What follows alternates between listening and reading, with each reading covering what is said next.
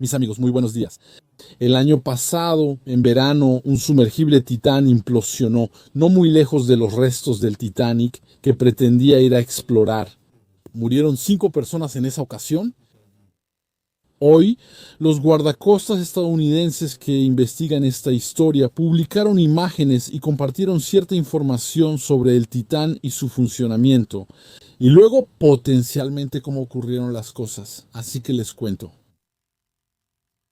Dentro de este sumergible, en el momento en que desciende bajo el agua, cuando es puesto en el agua, hay un sumergible.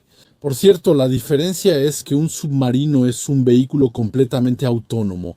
Puede ir de un puerto a otro, de un país a otro. Tiene sus propios motores, puede recorrer grandes distancias bajo el agua o sobre el agua. Mientras que un sumergible depende de un barco en la superficie que lo pone en el agua. Irá a explorar un lugar.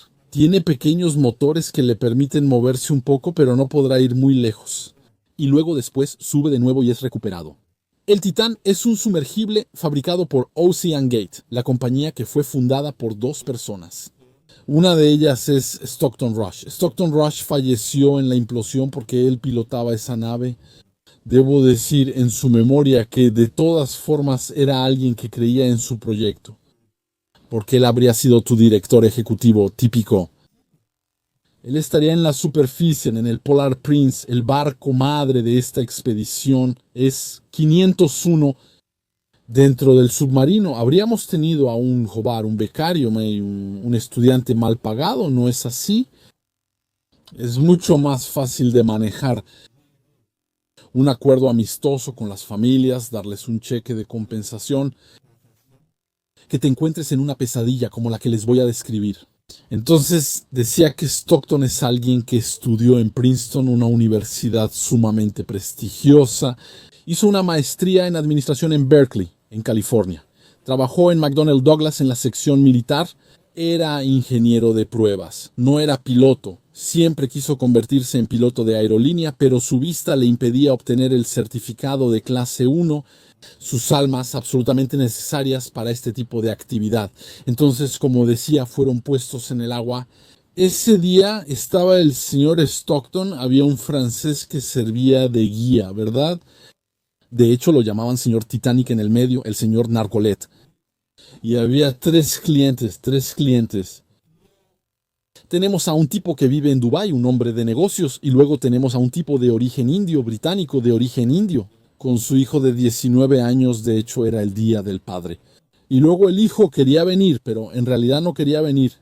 Al parecer que estaba aterrorizado de subirse a ese aparato que no solo es peligroso, sino que además parece peligroso. Porque hay muchas cosas que parecen tranquilizadoras, pero son peligrosas. De modo que uno puede meterse en problemas sin haber entendido nunca lo que iba a pasar.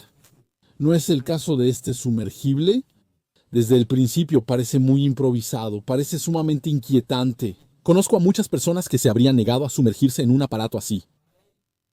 Si lo hubieran puesto bajo el agua de una alberca municipal, vayan a ponerlo en el Atlántico Norte, donde la profundidad es de 3.770 metros. Es cierto que se necesita mucho dinero, se necesita una dosis de valor, mucha inconsciencia y por parte del niño mucha abnegación para complacer a su padre. Recientemente hubo audiencias públicas sobre las prácticas de Ocean Gate. Ocean Gate quiso. Cuando Stockton la fundó, buscaba democratizar de algún modo el viaje submarino, la exploración submarina. Querían convertir eso en una experiencia divertida, y lo entendemos. Solo podemos aplaudir la iniciativa, aunque terminó mal. Bajo.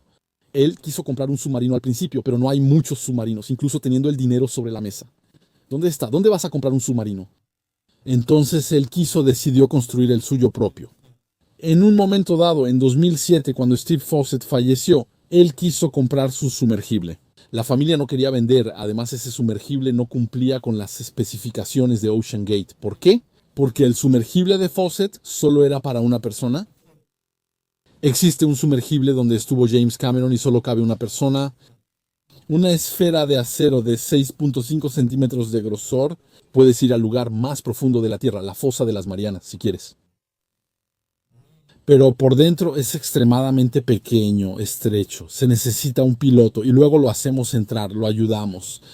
Tiene las rodillas dobladas así, apenas puede mover los pies, apenas puede mover los dedos y luego está rodeado por todas partes. Hay botellas de oxígeno, hay aparatos, hay cosas y luego está encerrado como en una croqueta, literalmente por minutos, y lo lanzan al agua.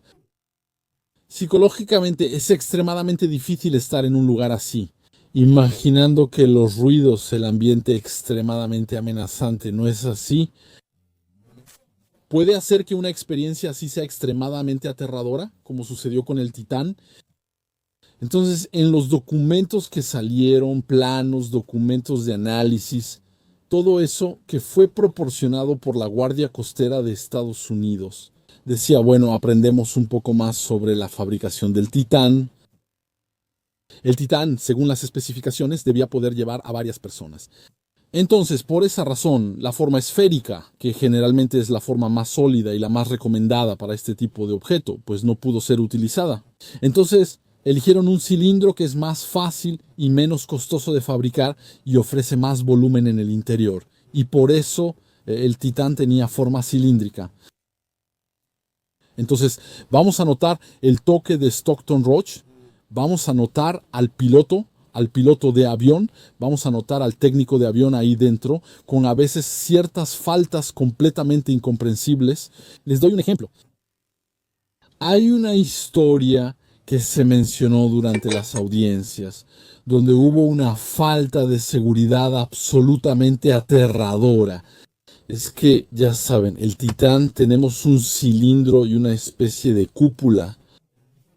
Hablaremos de eso en un momento. Aquí hay una cúpula y otra acá. Cada una pesa casi 2 toneladas. Una vez que la gente está adentro, la vamos a sujetar. La vamos a atornillar. Con 18 tuercas hay 18 tuercas, porque este objeto pesa. 2 toneladas es muy pesado. Stockton pidió usar solo 4. ¿Por qué? Porque hablaremos de eso más adelante. Partió del principio de que las fuerzas del agua, la fuerza de la presión del agua se ejercerán sobre esta cúpula. La va a presionar de tal manera que no necesitamos usar más tuercas que eso. 4 serían suficientes. Sí, aquí eso es correcto en cierto sentido y no en otro. Les digo por qué. Porque sí, es cierto que las fuerzas, estamos de acuerdo, es innegable que las fuerzas de presión van a aplastar esta cúpula contra el cilindro, sí es cierto, excepto que no es una manera completamente correcta de pensar, porque nunca se pueden prever otras fuerzas que pueden surgir. Fuerzas de corte, esto puede estirarse y pueden surgir otras fuerzas. Y esas fuerzas también hay que preverlas. Él no las previó. Entonces, lo que pasó en un momento dado, mientras hay una grúa que está levantando ese objeto. Bueno, en un momento había gente adentro, había turistas en el interior. En un momento dado, esa cúpula golpeó contra algo y se salió volando. Las 4 tuercas fueron arrancadas de golpe como balas de rifle. Salieron volando y la cúpula cayó, aterrorizando a los pasajeros y desestabilizando el objeto, porque cuando pierdes una pieza de 2 toneladas, eso va a desestabilizar todo el conjunto, y pudo haber aplastado a 1 o 2 personas al caer. Así que fue extremadamente peligroso. Y por eso después insistió en que lo revisáramos todo, pero como pueden ver, aún así hubo muchísimas fallas. No era alguien conocido, ¿verdad? No, su genialidad era innegable, pero no era alguien conocido por tener una gran cultura de seguridad. Para él la seguridad era esa cosa que venía a impedirle, a bloquearlo, a bloquear su innovación. Él quería la innovación por encima de todo y por supuesto innovó. Y hasta la muerte, donde se arrepintió de una manera, digamos, particularmente innovadora. En uno de los documentos de Guard Code de América se puede ver que él usó fibra. El casco estaba hecho de fibra enrollada. Es una fibra que viene de la aviación y además es una fibra que ha superado. ¿Por qué la compró por casi nada? ¿Por qué la obtuvo tal vez incluso gratis? Es porque era una fibra que ya había pasado la fecha. Cuando se suministran las fibras, hay una fecha en ellas y hay que almacenarlas de manera correcta. Pero al mismo tiempo no se tiene derecho a usarlas después de la fecha, ¿verdad? Los que compraron ya estaban expirados. El problema es que los productos expirados nunca se almacenarán bien. Si algo está destinado al vertedero público porque no se puede usar, potencialmente se puede dejar afuera. Bajo la lluvia o el sol le va a caer de todo, no importa, porque igual terminará en la basura. Eso es lo que compró y ya había comprado fibra desde el principio, que básicamente estaba rectificada, no servía. Entonces la va a enrollar, ¿verdad? La va a hacer enrollar y después las tapas van a descansar sobre una especie de disco. De metal, hay un disco de metal que va a poner en cada extremo de su cilindro.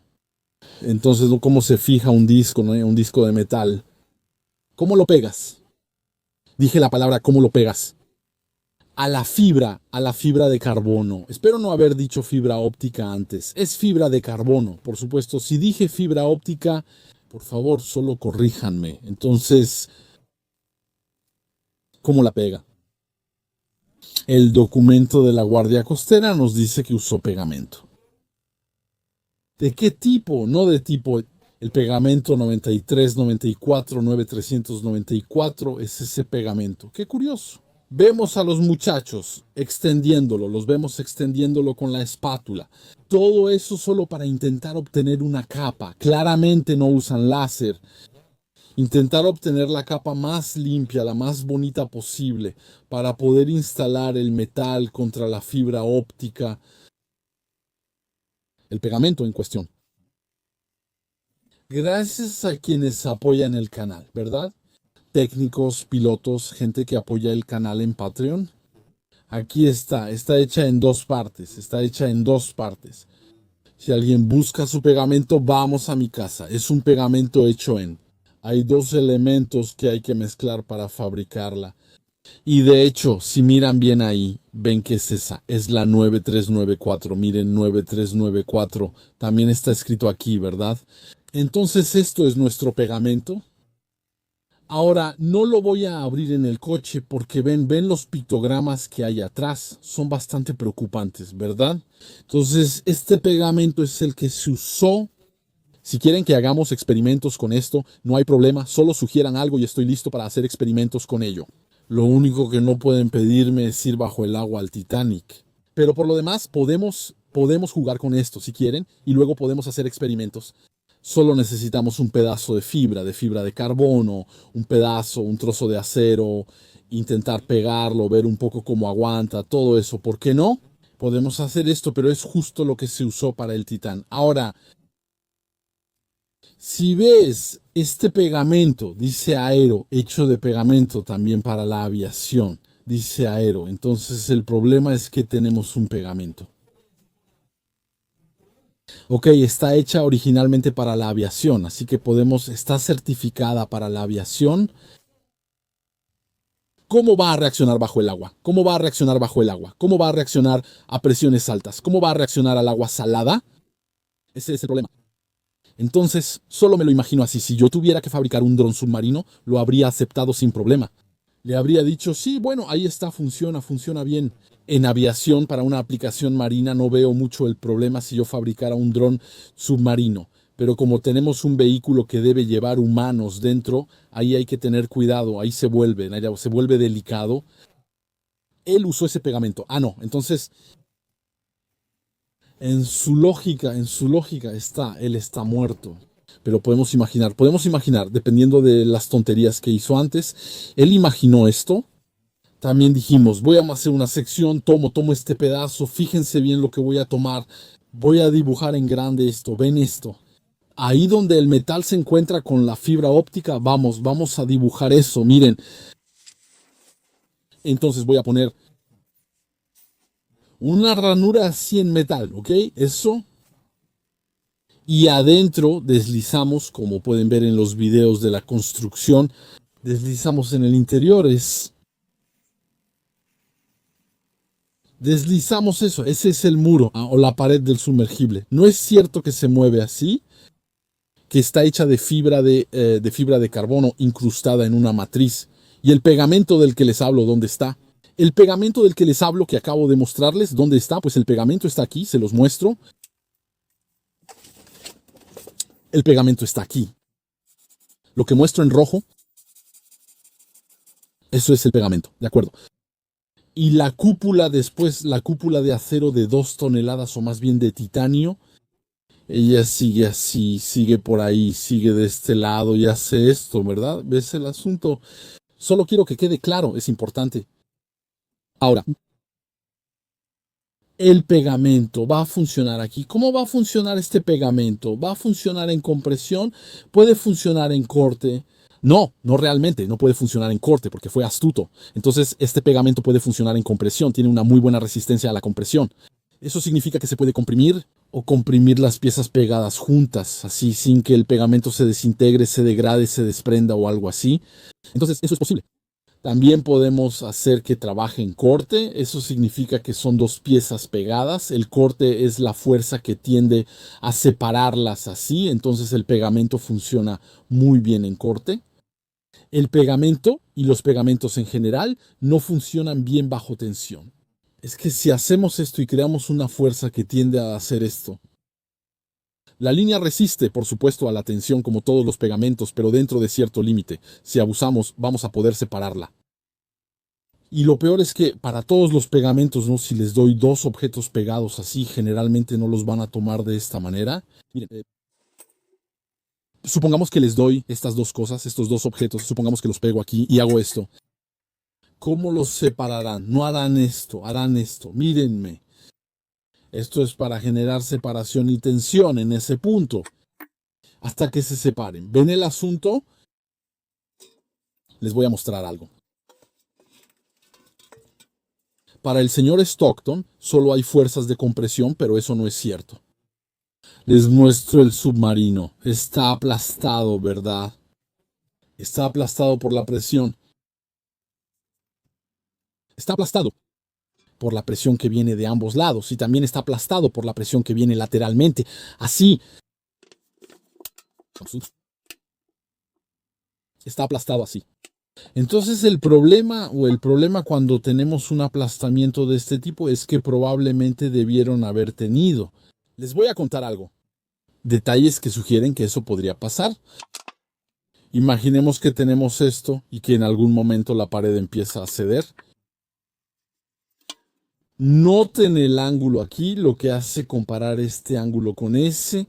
Ahí está el ángulo de interfaz entre esta parte y esta parte que ha cambiado. Eso quiere decir, si retomo, entonces todavía no tengo otros colores, ¿verdad? Porque mi hija, ella me agarró todos mis marcadores y todo eso. Así que miren, miren, ella tiende así a hacer eso. Su titulaje, ¿estoy exagerando? ¿Lo ven? ¿Ven la separación? Porque mi submarino que estaba así,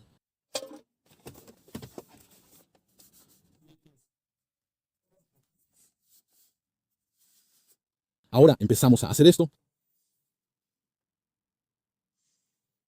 empieza a ser aplastado por el agua. Haz eso. ¿Qué hace el ángulo aquí? Fíjense, aquí era perpendicular. Ven que al principio, miren la parte de la línea punteada. Eso es el origen. Tengo un ángulo de 90 grados, no tengo un ángulo de 90 grados. Ahora se está doblando. ¿Y qué va a pasar? Tenemos a nivel de la interfaz, Aquí tenemos esto, el metal y la parte de fibra óptica. Y después, cuando esta se dobla, ¿qué vamos a tener? La parte de metal es así y la parte de fibra óptica. ¿Por qué mencioné fibra óptica en vez de fibra de carbono al inicio del video? ¿Cómo se dobla eso? ¿Cómo funciona mi pegamento? Funciona mejor en compresión, ¿no? ¿Ven eso? Aquí tenemos una separación, ahora funciona en tensión, ¿de acuerdo? Eso no está previsto en el diseño, está funcionando en tensión. Así que, ¿qué pasó? ¿Y cómo esperaba el señor Stockton evitar eso? Porque este sumergible fue varias veces al Titanic. Creo saber que fue 13 veces y esta era su 14ª inmersión. Entonces tenemos un fenómeno de fatiga. Porque sí fue varias veces sin implosionar, pero esta vez implosionó. ¿Ve? Es que hubo un fenómeno de fatiga que no había previsto. Bueno, sí lo había previsto, sabía que había fatiga. Pero ¿qué hizo para controlarla? ¿Qué hizo para manejar eso? Normalmente después de cada inmersión debía hacer que inspeccionaran en detalle su submarino y, en particular, usar, por ejemplo, rayos X similares para tratar de encontrar grietas, fisuras que empiezan a desarrollarse en su sumergible. Eso es lo que debió haber hecho ahora. No podía hacerlo, pero ¿y por qué hacerlo? Para un objeto tan grande, tan pesado, que no se mueve fácilmente. Habría aumentado la factura y habría terminado por... Los boletos se vendían a $250,000. Bueno, tal vez habría tenido que venderlos al doble, ¿sabes? Quizá ese era el problema. Así es, no era solo para llenarse los bolsillos. En algún momento hay un límite al que se pueden vender los boletos. Entonces tenía que encontrar una solución que no pasara por el análisis de rayos X de su sumergible. Entonces, ¿qué hizo? Desarrolló un sistema de micrófonos y dijo, los coloco por todas partes. Y capto eventos acústicos, capto el ruido. ¿Qué hace el casco? Entonces, efectivamente, el casco al principio, cuando entra bajo el agua, comienza a hacer pequeños ruidos. A medida que recibe presión de agua, llega un momento en profundidad donde ya no hay ruido. Porque simplemente las cosas ya están realmente en su lugar. Ahí todo lo que podía hacer, aunque sean micromovimientos, ya se ha movido. Todo está bien comprimido, uno contra el otro. Y él decía que si más adelante empiezo a volver a escuchar ruidos acústicos, empiezo a escuchar eventos acústicos, es que está empezando a ceder. Existe un problema y se perciben ruidos particulares. Antes de que eso pase, podemos aceptar ese punto. Pero el problema es, ¿se van a escuchar esos ruidos o esos ruidos serán medibles? ¿O esos ruidos se van a manifestar lo suficiente por mucho tiempo para dejarlo regresar a la superficie? Y esa es la pregunta. Porque si hay un ruido extraño y tenemos una implosión 30 segundos después, quiero decir, no ganamos nada. Regresemos a ese día fatídico. Toda la mañana. Los 5 chicos son puestos dentro en el sumergible y los atornillan por dentro. No es así, los lanzan al agua desde una plataforma y se van rápido. No sabemos cómo va a bajar. Hacia el lugar donde descansa el Titanic. Bajan. Uno se imagina que muy rápido pierden de vista la superficie, que después de un rato entran en una zona oscura.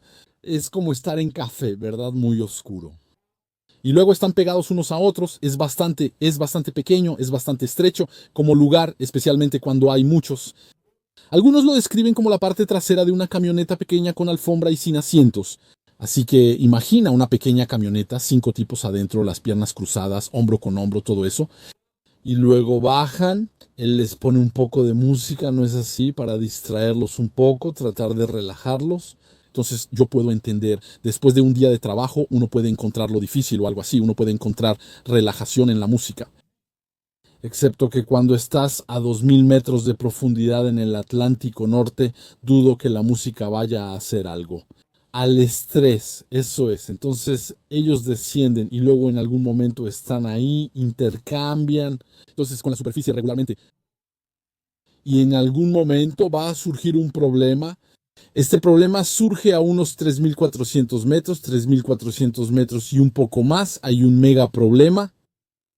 Ese problema justifica que el señor Stockton envíe un mensaje a la superficie para decirles, escuchen, vamos a subir. De hecho, él no dice vamos a subir, dice acabamos de soltar lastre. Y eso, James Cameron, muy cercano a los círculos submarinos, ya lo había dicho el año pasado. La Guardia Costera de Estados Unidos lo confirmó, así que ahora es oficial. Los tipos están bajando hacia el Titanic. No están lejos de él, están donde la profundidad es de 3.700 a 3.770 metros. Entonces, están bajando, llevan 1 hora y media, descendiendo 90 minutos de descenso, así que no es un lugar del que puedas subir fácilmente. Por experiencia en buceo les digo, cuando alcanzas cierta profundidad, solo estás a 40 metros bajo el agua. Si tienes un problema, no basta con aletear y subir, no es tan fácil. No debes tener problemas. Si surge uno, resuélvelo de inmediato, no solo esperes salir rápido. No funciona así, se necesita tiempo para subir. Entonces, una vez que estamos a 90 minutos bajo el agua equivalen a más de 3.300 metros. Como les dije, bueno, no podemos simplemente subir a la superficie solo porque queremos. Eso toma tiempo. Les tomó 1 hora y media llegar ahí. Les tomará más o menos 1 hora y media subir, como mínimo. Mientras tanto, todo puede pasar. El evento que justificó que soltaran el cable para subir tuvo que ser lo suficientemente grave, lo suficientemente destacado, lo suficientemente alarmante para que Stockton decidiera cancelar la inmersión cuando estaban tan cerca de su objetivo. Tiene clientes que han pagado, casi tal vez $750,000 que se han pagado para estar ahí. Y está tan cerca del Titanic, está a 300 metros del Titanic, 300, 400 metros, ya casi llega. ¿Y qué hace? Decide cancelar la inmersión y subir. Probablemente en ese momento algo está sobre él. ¿Qué? ¿Podemos adivinar? Tal vez un ruido fuerte, una deformación, algo lo suficientemente serio como para que él dijera, ok, subimos, regresamos otro día. Ahí tal vez creo que probablemente es el inicio de la deformación, el inicio de esa deformación. Entonces probablemente la pared tal vez hizo una bolsa o empezó a desintegrarse y luego a empujar hacia adentro. Entonces en ese momento lo que vamos a tener a nivel, ¿no es así? A nivel, como les dije de este disco de metal que no se va a deformar, vamos a tener esta separación entre el disco y la fibra de tu buena. Entonces esta separación va a comenzar. ¿Qué pasará? Él suelta lastre y alcanza a escribirlo. Estamos a 3.300 metros, yo decía probablemente. En ese momento él empieza a subir. Y en ese momento va a ocurrir una implosión, pero esta vez la implosión es extremadamente violenta. No es solo eso. ¿Saben por qué? El estado en el que lo encontramos, si quieren. Esto hizo esto. Si tomo mi sumergible, les muestro. Si tomo mi sumergible, bueno, entonces ahí tomo la parte donde está la escotilla, ¿verdad? Esta parte donde está la escotilla. ¿Y bien? Lo que pasó es que todos los elementos, todas esas piezas se rompieron, muchos pedazos se fueron de aquí. Y los encontramos en la parte de la cúpula de enfrente. Entonces, prácticamente la ruptura ocurrió a partir de ahí. Muy probablemente en la interfaz entre la pared aquí y la cúpula donde está el vidrio, pasa. Es en ese momento, al nivel del pegamento del que les hablé, al nivel del pegamento 93-94, al nivel de ese pegamento, al nivel de esa unión.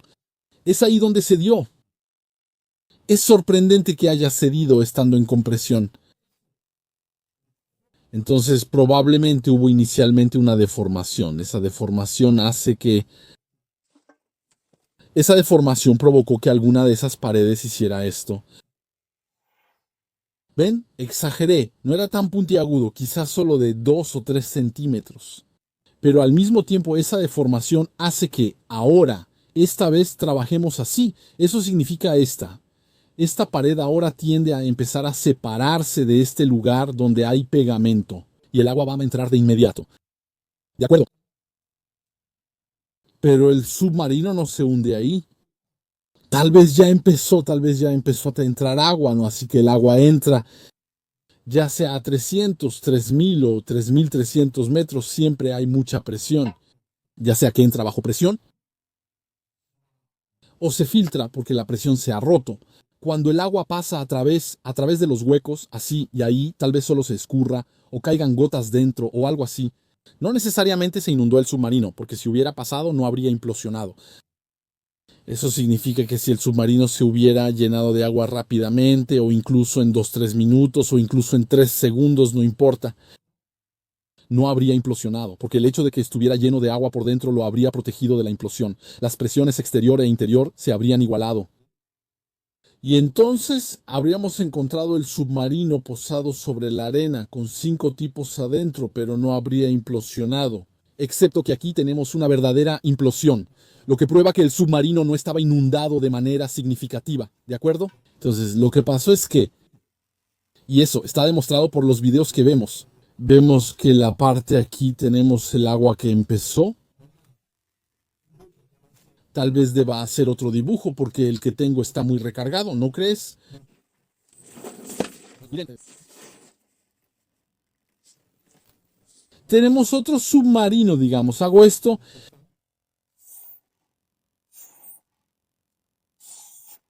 El vidrio está ahí. Ok, entonces empezamos a tener una deformación aquí. El tipo dice, subimos y empieza a subir.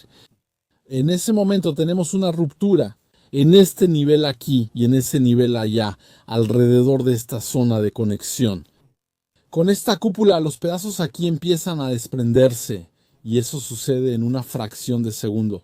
Y ser proyectado hacia el interior, ¿de acuerdo? Empieza a ser proyectado hacia el interior. Y de hecho todos, la gente, los pedazos, todo eso termina dentro. Por cierto, el agua probablemente va a expulsar el disco de plexiglas, se va a ir, nunca lo van a encontrar. Y cuando encontremos la tapa, la encontraremos con solo un agujero aquí, donde estaba el lugar supuesto, donde estaba el vidrio. Fondo del asunto porque ese fragmento fue reconstruido tras hallarse sobre la arena. Sin el vidrio, este fue expulsado en algún momento. Probablemente está cerca, pero debe ser difícil verla bajo el agua porque es translúcida y transparente al sumergirse. Así probablemente no hay mucho que ver, a menos que la toquemos. Cuando uno se topa con ella no se puede ver. Entonces tenemos todos estos pedazos, ¿verdad? Terminan aquí adentro. Y luego cae desde 300, 400 metros porque el evento ocurrió a 3.346 metros. Eso es, ya recuerdo la cifra. Y luego el submarino de bolsillo que explora, o más bien no un submarino de bolsillo, el sumergible automático que explora. Bueno, estaba a 3.770 metros, así que cayeron desde 400 metros hasta el fondo. La muerte fue instantánea, aunque lamentablemente sabían que morirían en algún momento, porque hubo suficientes señales que mostraban que se acabó, que ya está, tomaron la decisión equivocada y es el momento en que hay que pagar. Eso es lo que debió haber pasado. Bueno, amigos, esa fue la historia del Titán. Probablemente les hablaré de eso cuando salga el informe. El informe final. Veremos un poco qué secuencia de eventos van a considerar los guardacostas estadounidenses. Pero bueno, aún así le costó la vida a 5 personas. Gracias por ver este video. Si tienen una idea, con este pegamento podemos probar el experimento. Hasta pronto.